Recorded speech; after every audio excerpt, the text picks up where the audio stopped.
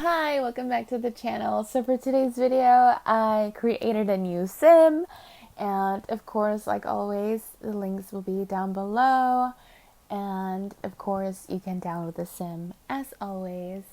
But today I wanted to start a little series. I woke up fairly early today, and I was going through Reddit when I came across a very, very scary story. So, a little FYI about me, I do not enjoy scary movies, scary TV shows, any sort of scary media, not even scary books. The thing that I only can listen to or whatnot, scary related, is just stories from word of mouth. And that's exactly what I'm gonna do today. I'm gonna tell you a story I found on Reddit. It's actually been posted just a day ago and has no update, but the comments are wild, and I have read the story myself, mostly skimmed through it because I am freaking out, and I am just gonna tell you the synopsis of it, and you decide if it's true or not. And I might crack a joke here or there. Not really jokes, but just me trying to lighten the mood because this is fairly, fairly scary. Okay, here goes nothing. It's called My Wife Has Been Peeking at Me from Around Corners and Behind Furniture. It's gone from weird to terrifying. So, it's a story about a guy named Lynn. A guy named Lynn. So, it's a story about someone married to a woman named Lynn.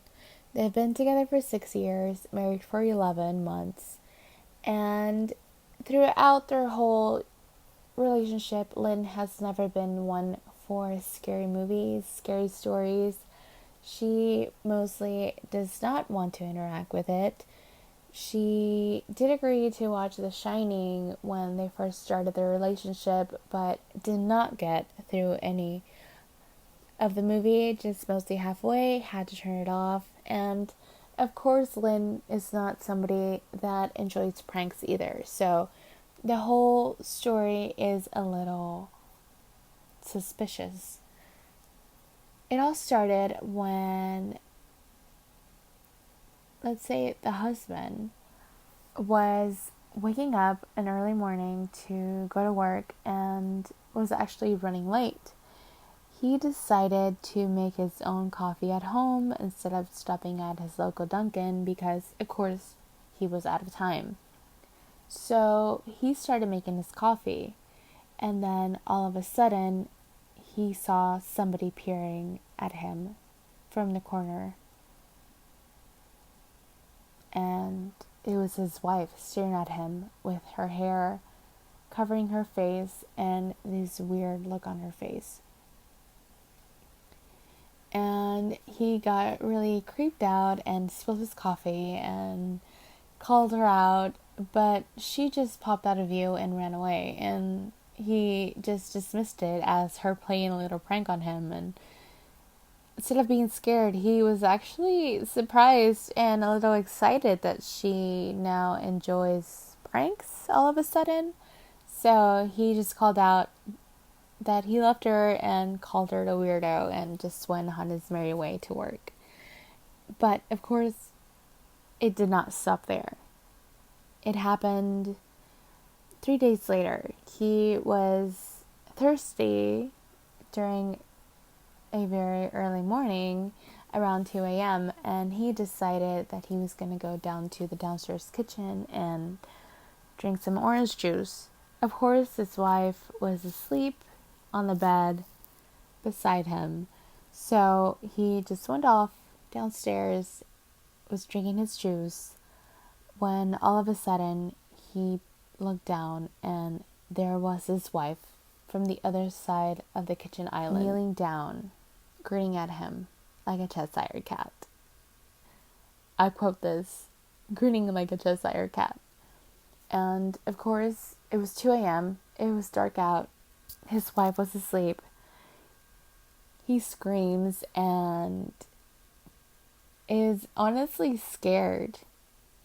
But of course, she does not react just like the first time, and instead crawls away in all fours with her hands and feet smacking on the tile.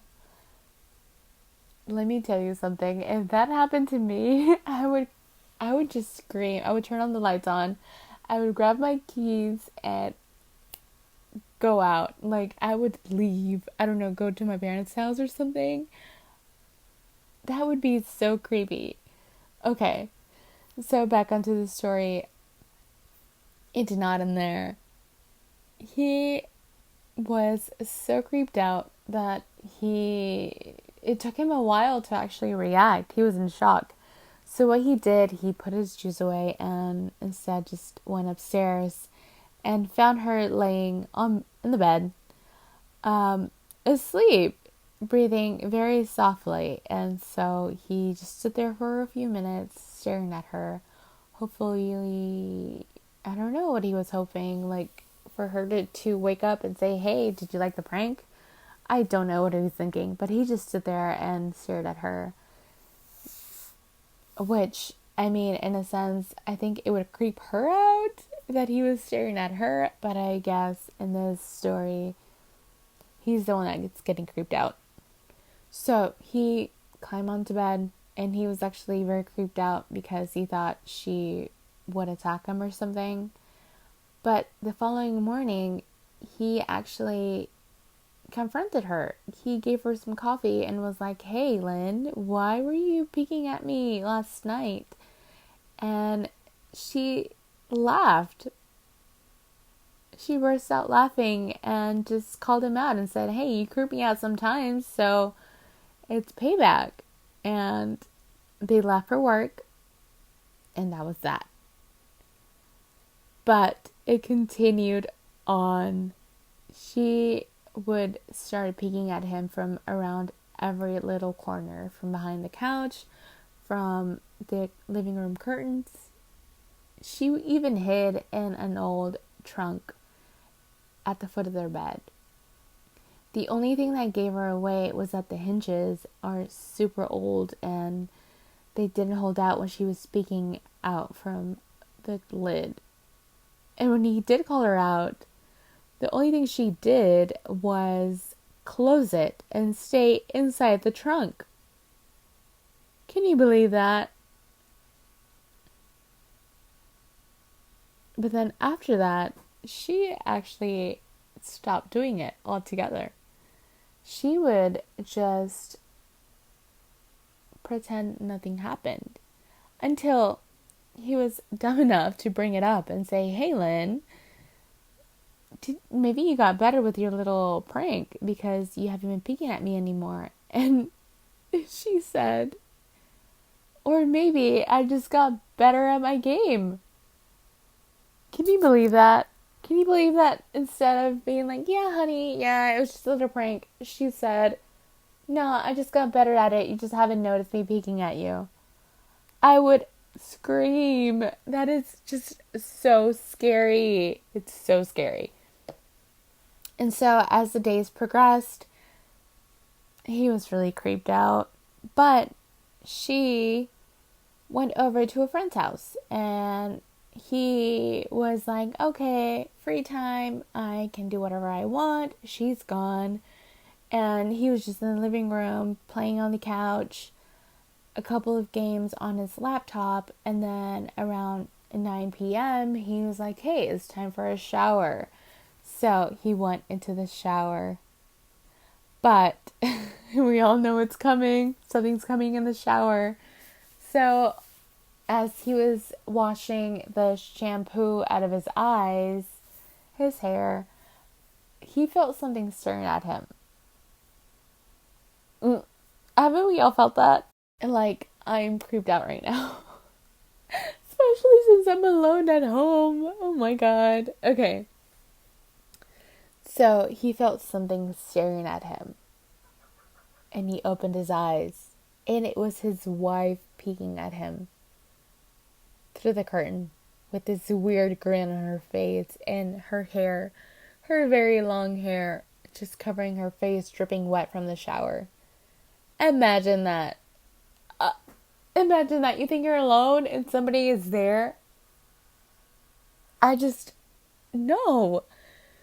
So he screams and she just backs off and bangs the door from the bathroom door and just leaves. And he gets out really fast and locks it and stays there for like an hour. And he's really creeped out. So he yells at her and he doesn't hear anything. He yells at her again, like, hey, what's wrong with you? Why are you doing this? And he expects her to actually call him out because he has never yelled at her like that. So he gets no response. Instead, he hears a moan. And he hears a moan. And he's like, hey, Lynn, honey, are you okay? Are you hurt? And he peeks from under the door, the bathroom door, and he expects her to just be staring at him. But there's nothing there. Instead, he opens the door, and she's peeking at him, moaning, grabbing at her chest, with this most grotesque smile on her face. And he just feels the shiver run down his body. So what he does, he opens the bathroom door and runs down the steps, and he grabs his keys and his phone from the living room table and just makes a run for it.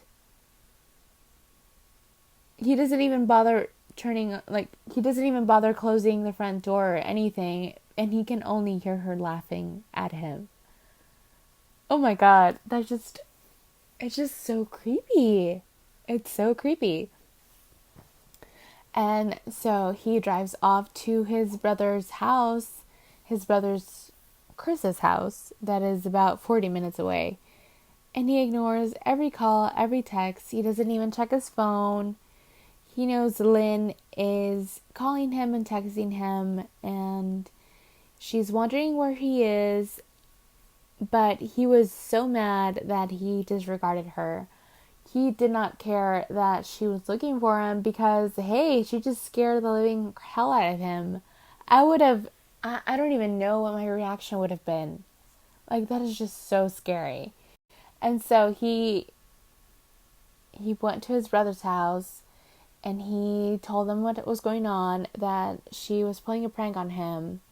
He told his brother that they were just having a fight and nothing was going on, nothing about a prank or whatnot, because he just didn't want his brother to think he was exaggerating and making a big deal out of nothing. So he just kept it like that. So then he wakes up at his brother's house. He slept on the couch. And he doesn't know what to do because his wife just pulled this horrendous prank on him for months now. And he just wanted her back. He wanted the normal Lynn back. So he thinks about calling her, but then he doesn't really know if he should call her because every time he closes his eyes, he thinks he sees her. So it's creeping him out. So he doesn't know what to do. So then all of a sudden he looks out the window and guess who's staring at him? His wife. That is so creepy. She followed him. Can you imagine that? Like, her first instinct was, hey, let me follow my husband to his brother's house and scare him through the window. And so he is banging on the glass and he's yelling at her, Lynn, are you crazy? What the hell's wrong with you? Just go home now. But she doesn't move and her expression does not change. And then his brother and his wife start coming downstairs, and that is when Lynn actually recovers herself and stops smiling. But then he looks back and she's gone because the brother's coming down and they're calling his name, asking if he's okay. And really, there's the only clue that she was actually there was just drool on the window, on the glass window. Can you believe that? I I am reading this very slowly, telling you about this very slowly because I am freaked out right now. Like, I do not know how Stephanie, Sue, and the lot do it because this is just too much. Okay. At least she has her fiance with her. I have nobody. Okay, so back onto the story. He explains to his brother and sister-in-law what's going on, and they still don't believe it.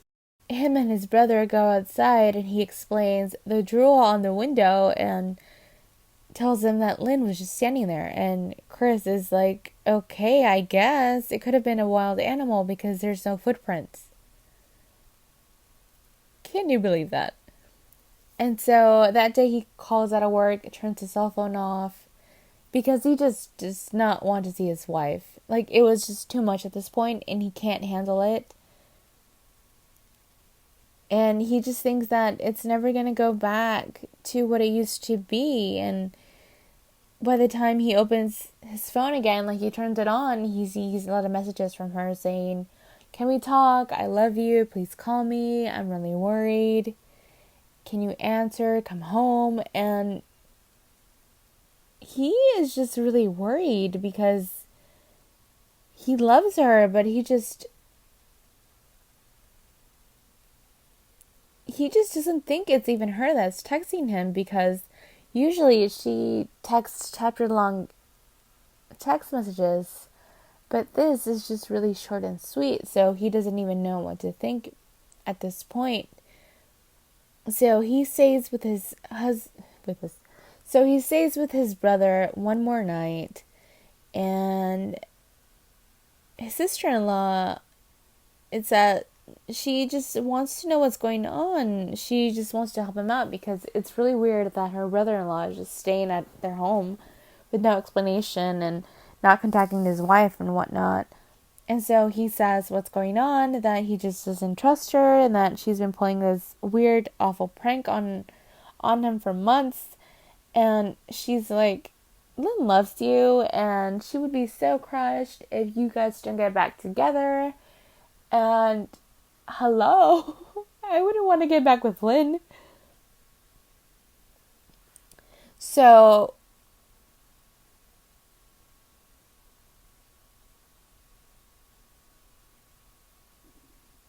as he's speaking to his sister-in-law, as he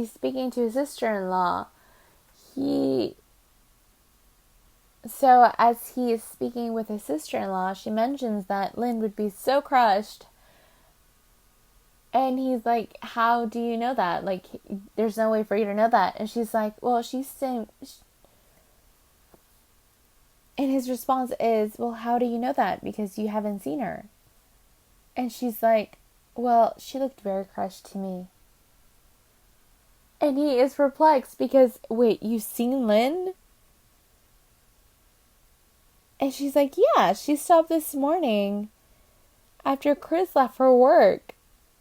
And he's like, "Wait, did she come inside?" And she's like, "No, she just asked if you were awake, and I said no. But she looked so awful. She looked like she hadn't slept in days." And he just didn't know what to think about that, because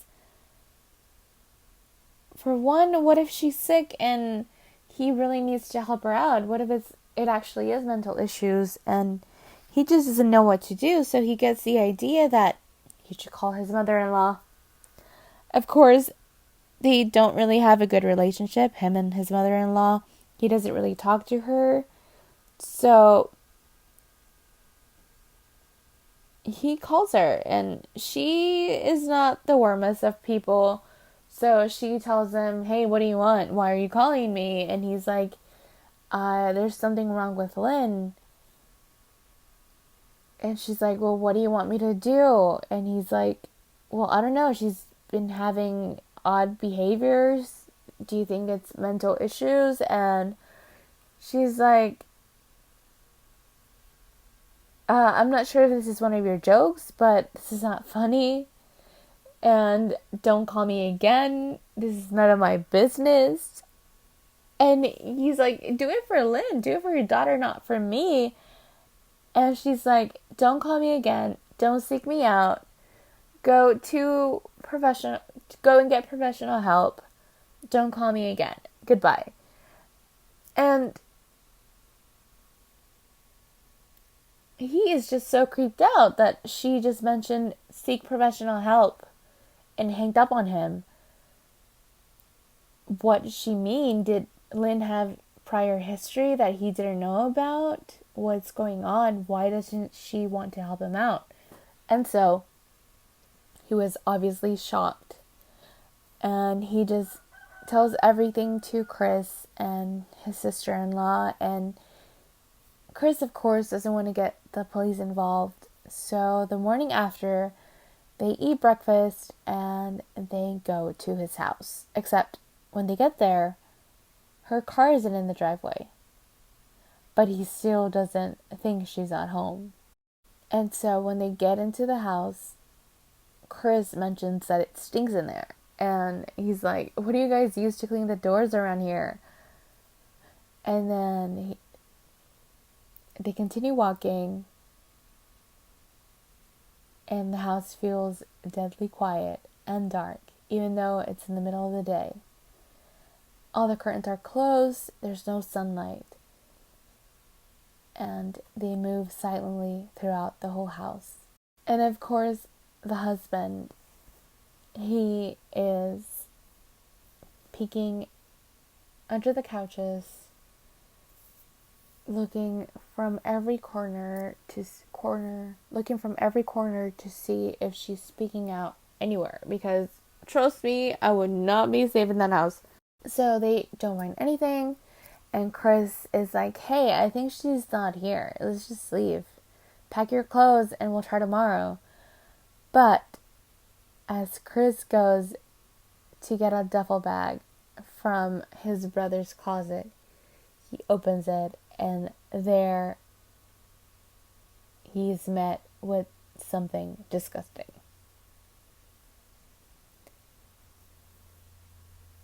Soaking into the rug were at least a dozen eyeballs, laid out in pairs. Ugh. And so Chris is like, man, I thought I had a bath with Becca's shoe addiction. Your wife here is collecting eyeballs. Ben, I think we should go. I'm getting nauseous. And he's like, okay, let's leave. And he grabs whatever and just tries to leave. But then all of a sudden, he realizes they didn't check under the bed. And there she is, watching them from under the bed, with this grin on her face, Lynn, eagerly waiting for them. And then he is so creeped out, but of course he's a loving husband and says, hey Lynn, baby, are you okay? Do you need help? Can you let me help you? And she is just covered in blood. And he's like, hey Lynn, are you hurt? Do you need help? Okay, this part is just freaked me out because I would not be able to get out, hey, do you need help? I would be like, hey Lynn, I'm outie. I'm calling the cops. I would not. I would like at least hide in my car and just drive away and wait for the cops to get there. I just don't know how I would react. And so he's like, he gets down and tries to reach for her. And he's like, hey, Lynn, you're bleeding. Let me help you. And then Chris is there and is saying, hey, are you all right? Do you need help? But she's not looking at her husband anymore. She's glaring at Chris. And Chris is asking, are you bleeding? and Lynn is scooting out from under the bed with a shard of glass in her fist. And of course the husband is screaming, "Chris, run, go, get out of here." And Chris is just too scared to move fast enough, so he gets in the way of the wife and his brother. And Chris is like, "Jesus, Lynn, are you playing hide and seek?" And the brother is just creeped out, telling his brother to get out of there. But Lynn is just shaking her head that yes, she is playing hide and seek. And the brother is just running out. And then Chris is just running out, but the husband is still trying to hold off Lynn and is saying, "Hey Lynn, I love you. I only want to help." So she jumps on him like an excited little kid, and he throws her off, but not before he is stabbed by the shard of glass in her hand. And of course, after Chris runs out, he runs out as well, and they're standing in the front yard, and they call 911, and they're trying to see if they see her, but they don't see anything. And of course, he goes to the ER, and he gets 11 stitches on his arm and 3 on his back, and the police ask questions and they search the house, but Lynn is not there. And they advise for a restraining order, but they just leave it like that. And he goes back to Chris's house, drops his brother off, and then goes off to a motel. And he's been there for the next 4 hours when he suddenly gets a message from an unknown number saying, "I found you." And it's a picture of his wife peeking at him. And that's it. That's it. That's it. That's the story. Scary, huh? Are we sleeping tonight, kids?